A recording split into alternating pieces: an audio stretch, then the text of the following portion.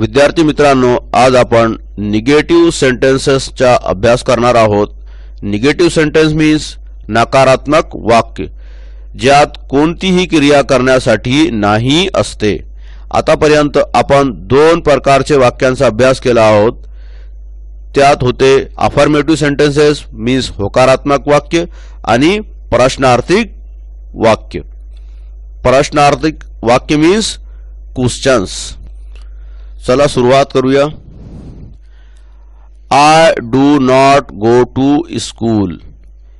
मी शाळेत नाही जातो किंवा जाते।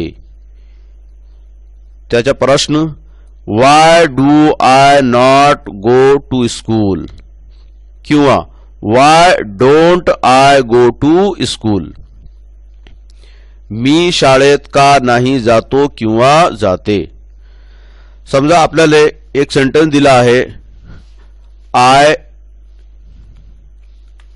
गो, याचा आपल्याला निगेटिव्ह वाक्य तयार करायचं आहे। तो कसं तयार करावा? आय हेल्पिंग वर्ब लागणार do not go. Helping verb शिवाय तुम्ही निगेटिव्ह वाक्य तयार नाही करू शकता। इथे प्रथम आपल्याला डू लावा लागेल, कारण या वाक्यात हेल्पिंग वर्ब नाही। ज्या वाक्यात हेल्पिंग वर्ब नाही असते त्याचा प्रश्न किंवा निगेटिव्ह सेंटेन्स तयार करण्यासाठी आपल्याला हेल्पिंग वर्ब जोडावे लागते। तो जे काही डेली हॅबिट्सचे जे काही सेंटेन्स असतात त्यात डू आणि डज वापरला जातो।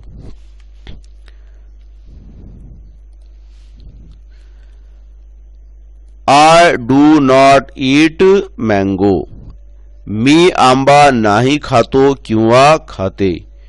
When do I not eat mango. मी आंबा कधी नाही खातो किंवा खाते।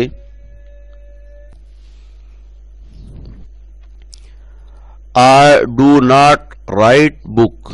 मी पुस्तक नाही लिहितो किंवा लिहिते। Why do I not write a book.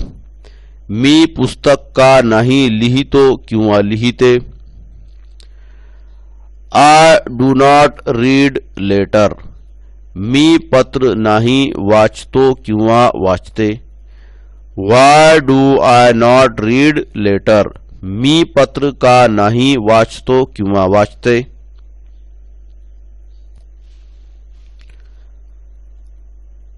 I do not live in Pune. मी पुण्यात नाही राहतो किंवा राहते। Where do I not live in Pune. मी पुण्यात कुठे नाही राहतो किंवा राहते। विद्यार्थी मित्रांनो, या वाक्यावर लक्ष द्या। हे अफर्मेटिव्ह सेंटेन्स आहे पण भूतकाळाचा आहे।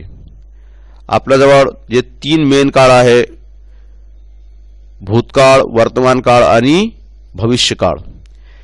हे जे वाक्य आहे हे भूतकाळाचं वाक्य आहे। आता आपल्याला हे अफर्मेटिव्ह सेंटेन्स आहे, याचा प्रश्न तयार करायचे आहे। तो आय प्लेड चेस। मी बुद्धिबळ खेळलो किंवा खेळले। तो प्रथम आपण प्रश्नार्थी शब्द इथे लिहिला व्हेअर, त्याच्यानंतर डिड लावला। आतापर्यंत आपण डू आणि डज लावत होते। हे जे भूतकाळचा सेंटेन्स आहे त्याच्यात आपल्याला डिड वापरावा लागतो। पण एक लक्ष द्या की इथे हेल्पिंग वर्ब दिलेला नाही आहे। जर हेल्पिंग वर्ब दिलेला असेल तर आपल्याला लावायची गरज नाही। व्हेअर डिड आय, त्याच्यानंतर पहा हे प्लेडचा झाला play.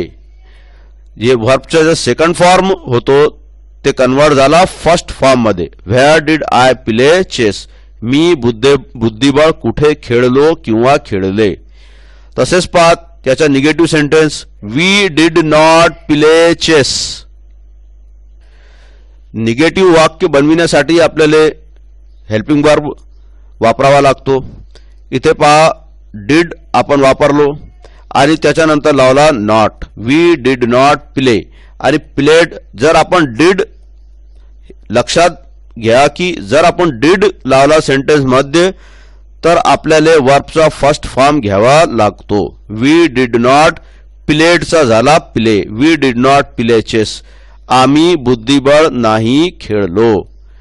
Where did we not play chess.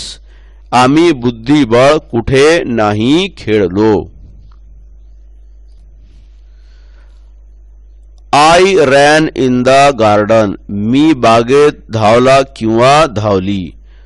Where did I run in the garden. मी बागेत कुठे धावला किंवा धावली. इथे प्रश्नचिन्ह लावा.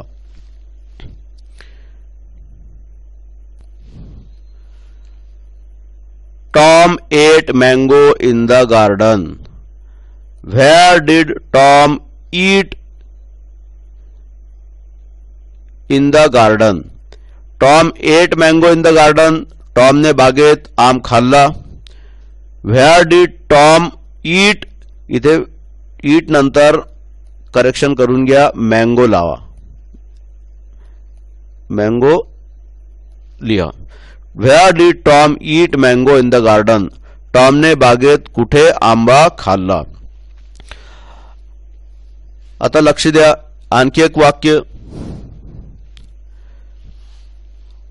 I am eating. याचे आपल्याला निगेटिव्ह वाक्य तयार करायचं आहे.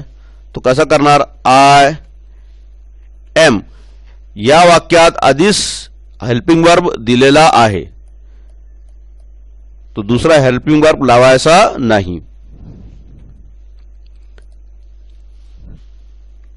I am not helping verb नंतर not eating.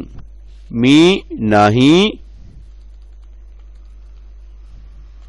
I am not eating.